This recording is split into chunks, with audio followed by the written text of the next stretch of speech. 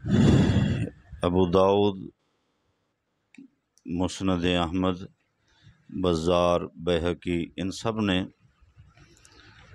سیدنا ابو ہریرہ رضی اللہ تعالیٰ عنہ سے روایت کیا ہے۔ کہتے ہیں کہ ایک آدمی نبی کریم صلی اللہ علیہ وسلم کے سامنے سیدنا ابو بکر رضی اللہ عنہ کو برا بھلا کہہ رہا تھا۔ شاتم ابا بکر، شاتمہ کا معنی ہوتا ہے گالم گلوچ کر رہا تھا، گالیاں دے رہا تھا، اور رسول اللہ صلی اللہ علیہ وسلم بھی پاس تشریف فرما تھے۔ تو سیدنا ابو بکر رضی اللہ عنہ کوئی جواب نہیں دے رہے تھے، بس اس کے برا بھلا کہنے کو، گالیوں کو خاموشی کے ساتھ سن رہے تھے، اور رسول اللہ یہ ماجرا دیکھ رہے تھے۔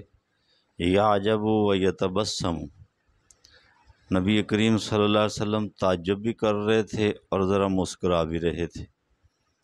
محدثین نے لکھا ہے کہ تعجب اس بات پہ کر رہے تھے کہ رسول اللہ کی بڑی ہیبت تھی، کسی کو جرأت نہیں ہوا کرتی تھی رسول اللہ کی موجودگی میں کہ وہ اتنی جرأت کرے کہ کسی کو برا بھلا کہے۔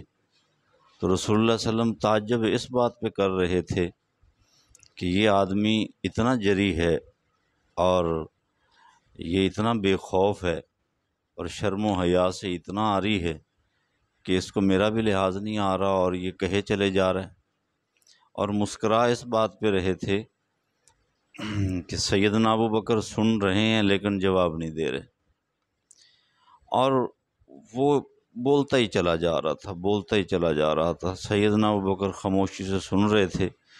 فلما اکثر رد علیہ بعد قولہ، جب وہ حد سے بڑھ گیا نا تو سیدنا ابو بکر رضی اللہ تعالیٰ عنہ نے اس کو مختصر سا جواب دیا۔ جب وہ حد سے بڑھ گیا، چپ نہیں کر رہا تھا، تو سیدنا ابو بکر رضی اللہ عنہ نے اس کو تھوڑا سا بعض قولہ، چند باتوں سے مختصر سا اس کو جواب دیا۔ بس اس نے جو ہی جواب دیا، فغضب النبی وقام، نبی صلی اللہ علیہ وسلم کو اس پر ناراضگی ہوئی۔ نبی کریم صلی اللہ علیہ وسلم کو، اب آپ غور سے دیکھیں، وہ رسول سیدنا ابو بکر کو برا بھلا کہہ رہا ہے، رسول اللہ ناراض نہیں ہو رہے۔ ابو بکر رضی اللہ عنہ نے اس کو تھوڑا سا جواب دیا ہے، رسول اللہ ناراض ہوئے اور اٹھ کر چلے گئے۔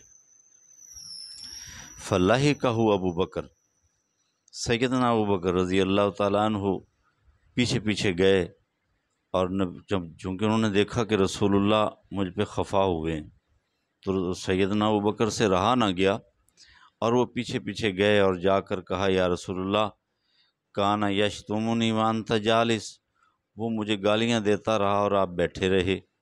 فلما رددت علیہ بعض قولہ، اور جب میں نے یا رسول اللہ تھوڑا سا جواب دیا اس کو، غضبت وقمت، آپ ناراض ہو گئے اور آپ اٹھ کر چلے گئے۔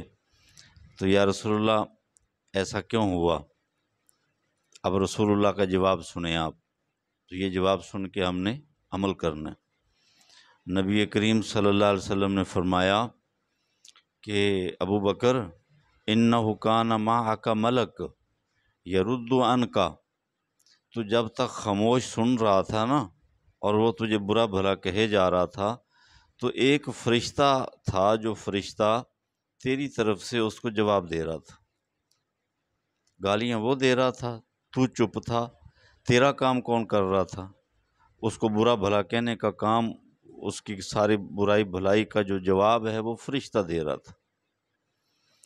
اور ابو بکر، لما رددت علیہ بعض قولہ، جب تو نے اس کو مختصر جواب دیا نا تو ہوا کیا؟ وقع الشیطان، فرشتہ چلا گیا اور شیطان آ گیا۔ فرشتہ چلا گیا اور شیطان آ گیا۔ فلم اکن لاقعد مع الشیطان، اور میں تو پھر شیطان کی موجودگی میں نہیں بیٹھ سکتا تھا۔ اب آپ ایک بات سمجھیں، وہ گالیاں دے رہا تھا تو شیطان نہیں آیا، وہ گالیاں دے رہا تھا، شیطان نہیں آیا، اور سیدنا ابو بکر نے تھوڑا سا جواب دیا تو شیطان آ گیا۔ معلوم یہ ہوتا ہے کہ بعض لوگ ان پر شیطان اتنی محنت کر چکا ہوتا ہے کہ ان کی فطرت، ان کا مزاج وہ بالکل شیطان والا بن جاتا ہے، تو وہاں شیطان کو آنے کی ضرورت نہیں ہوتی۔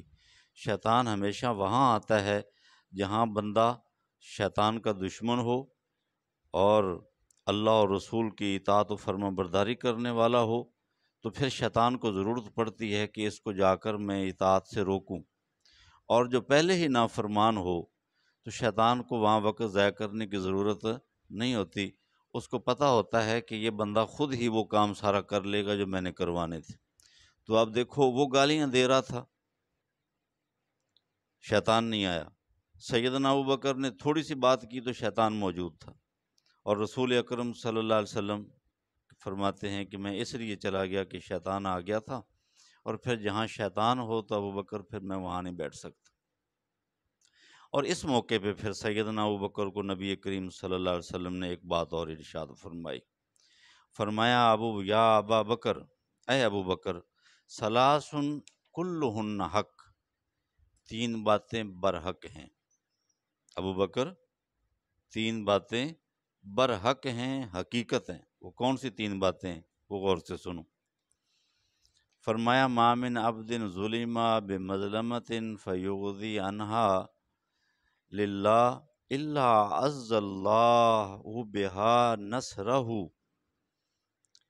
فرمایا کہ جس آدمی پر ظلم کیا جائے، زیادتی کی جائے، اور وہ چشم پوشی کر لے، کسی نے زیادتی کی، ظلم کیا، اس نے اس کا جواب نہیں دیا بلکہ اس کو چشم پوشی کی بات ختم کر دی، تو نبی کریم صلی اللہ علیہ وسلم نے فرمایا اللہ اس بندے کی زبردست مدد کرتا ہے۔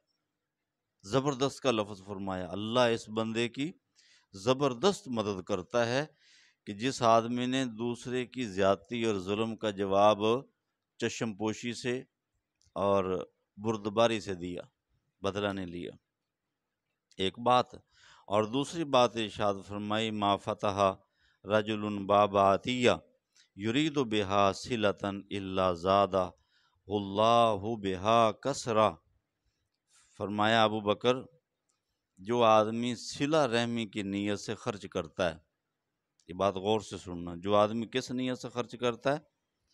صلہ رحمی کی نیت سے، شہرت کی نیت سے نہیں۔ اگر کوئی شہرت کی نیت سے خرچ کرے گا، اپنا مشہور ہونے کی نیت سے خرچ کرے گا، پھر یہ فضیلت نہیں ملے گی۔